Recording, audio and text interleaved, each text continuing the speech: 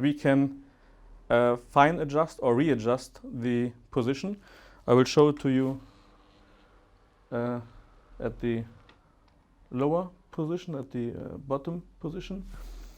You have to press the back of the remote until the second LED is flashing, and then you can go to the new position and press there 1, 2, 3, 4, 5 again, and this is the new position of the motor.